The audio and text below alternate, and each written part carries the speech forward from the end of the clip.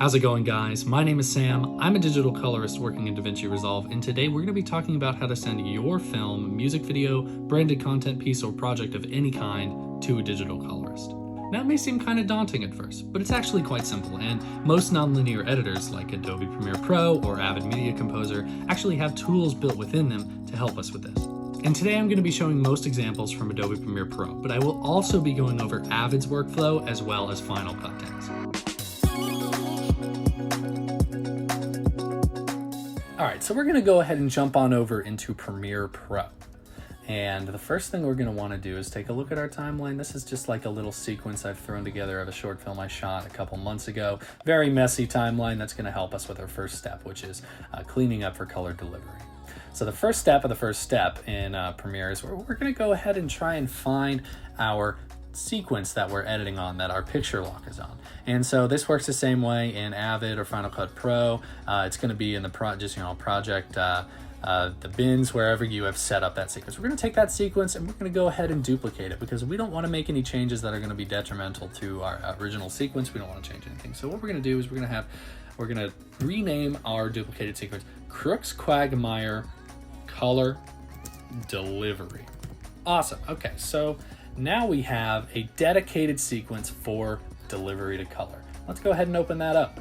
And we're in here. So obviously, as you can see, everything's pretty messy right now. The first thing that we're going to want to do once we have this color delivery is clean this up for our colorist. And what that means is we need to delete any sort of file that'll appear offline in a colorist's timeline. And what that could be is that could be titles, anything like basically anything that just is not the original camera files that the colorist is going to be coloring on.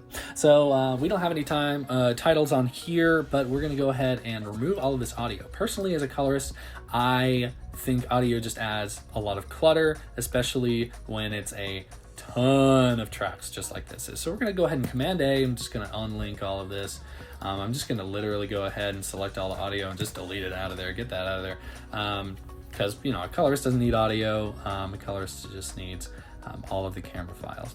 And so what we're going to do is we're just going to start bringing everything down onto one track, making sure that there isn't anything floating above any other clips like this. We just kind of carefully bring that down, holding Shift as we bring it down so it does not move left to right. It only moves vertically. So let's pull all of these down, really paying attention to where everything is, and we should have those exact cuts in the exact same spots, just on a very cleaned up timeline, all one line.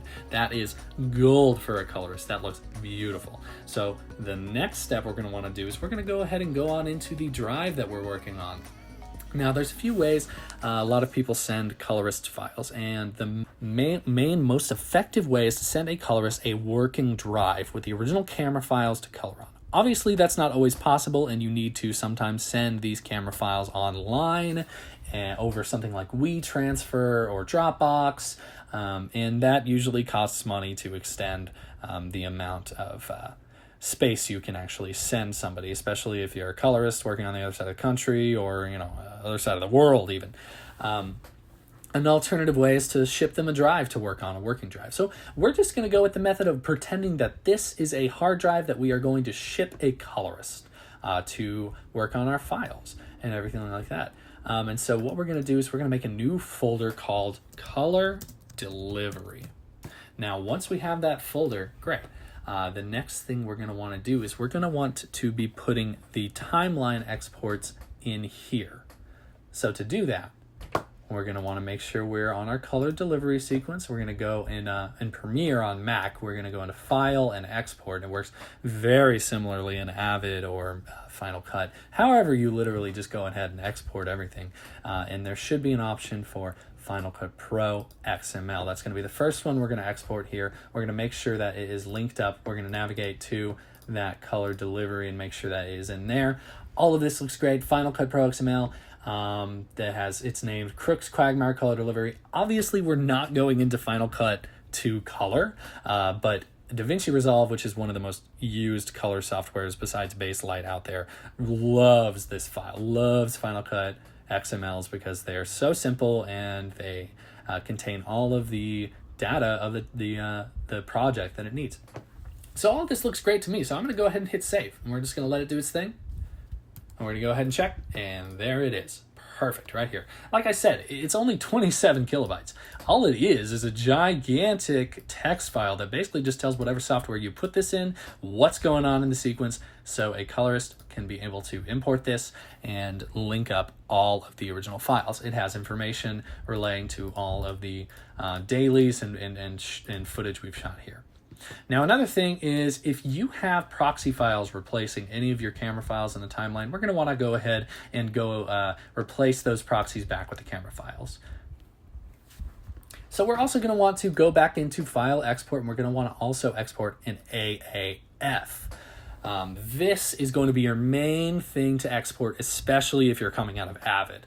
Now, we don't want to mix down video. We don't want to do any of these things. And the reason we're exporting another timeline is because whatever issues that the colorist might have with the XML, the AAF should be able to fix. So just basically safety. And we have Crooks Quagmire color delivery, the same name as our sequence. That sounds awesome. So we're going to go ahead and save that without clicking anything. We don't want to break down anything because a colorist doesn't need any of those files. And there it is. This is perfect Avalog Exchange file, and we have that. So the next most important step is we want to go into our original sequence, and we're just going to want to render a video out, just a reference file. Now, you don't have to export this at this time. If you already have an export that's low-res version of the picture lock, you can just go ahead and use that. But for our sakes, we're going to pretend we don't have that, and we're just going to export media, just as like we would do for anything. And so, you know, H.264, this doesn't have to be anything fancy. Again, the colorist is not going to be coloring on this. This is just going to be a reference for the colorist to use. And it gives them audio and everything like that so they can actually hear dialogue in the film or whatever they need to. And so what we're going to do is we're going to make sure that this is H.264. We don't want to match the source because that is going to be like way too high because we shot this on 4K or 2K. I can't exactly remember, but we're going to be in HD. High quality, 1080p, HD, same thing in Avid, however you want. We're going to navigate over to that exact color delivery folder. We're going to make sure we're in there. MP4, perfectly fine. Crooks Quagmire. We're going to call that Picture Lock Reference. And that is going to be a reference file the colors can use to conform their timeline to make sure everything is going to be smooth and well. It doesn't even have to be 1080. Sometimes I just prefer, it can be standard definition. It can be a 16 megabyte file. I mean, this is not going to be colored on. This is literally just going to be used to help conform. So let's go ahead and export that. It's going to take a second. Awesome. Okay, now that is all rendered out into the color delivery folder, we're going to check it out and just make sure everything's okay. It's just this tiny little file, perfect for a reference. They also are the same dimensions. Everything looks good. Okay, great. That's our timeline right there. That's our reference file. And so the colors should be able to work their magic with all of this. And that is great news for us. So all we have left to do is just send these on to the colorist. And we're going to be pretending that we are shipping a drive to them. So let's pretend that we're shipping this drive to them. It has all of these things on it. This looks great. All right, great. So really that's all it takes, you guys. A colorist should be able to work with that. Again, those camera files are really important. And a lot of people will say, oh, if we export a ProRes file that's large enough, our colorist will be able to get all of the metadata out of that. It's not exactly the same thing as having the camera files. And to really help your project out, you're going to want to make sure that those camera files, original camera files, are given to the colorist. So let me know what you think, guys. If you want another video, maybe explaining how to put the color files back into your timeline, let me know. If you would like me to go over Avid, that works as well, or Final Cut 10. Most nonlinear editors are going to be mostly the same. So anything I showed in this video, Avid should be able to do the exact same thing if you know how to export an AAF from Avid, and Final Cut, same exact thing. Post any questions you have in the comments. I would love to answer any, and as always, see you next time.